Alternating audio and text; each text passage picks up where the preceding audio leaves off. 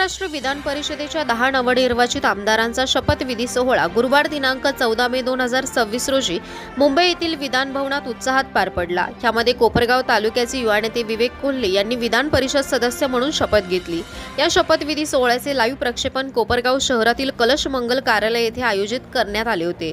शपथविधी पाहण्यासाठी कार्यकर्ते व समर्थकांनी मोठी गर्दी केली होती। आमदार विवेक कोल्हे यांनी शपथ घेताच ढोल ताशांचा गजर, फटाक्यांची आतिषबाजी आणि घोषणाबाजी करत समर्थकांनी जल्लोष साजरा केला आहे। यावेळी मोठ्या संख्येने भाजपा कोल्हे गटाचे पदाधिकारी, आजी माजी नगरसेवक, आजी माजी ग्रामपंचायत सदस्य, सरपंच, कार्यकर्ते मोठ्या संख्येने उपस्थित होते।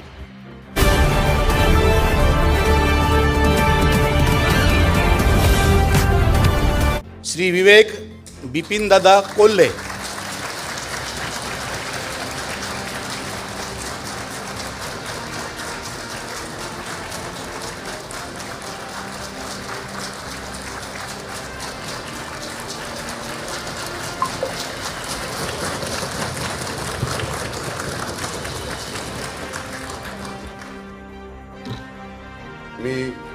मी विवेक स्नेहलता बिपिनदादा कोल्हे विधान परिषदेचा सदस्य म्हणून निवडून आलो असल्याने ईश्वर साक्ष शपथ घेतो की कायद्याद्वारे स्थापित झाले आहे असे भारतीय संविधानाबद्दल मी खरी श्रद्धा व निष्ठा बाळगीन, भारताची सार्वभौमता व एकात्मता उन्नत राखीन आणि आता जे कर्तव्य मी हाती घेणार आहे ते निष्ठापूर्वक पार पाडीन।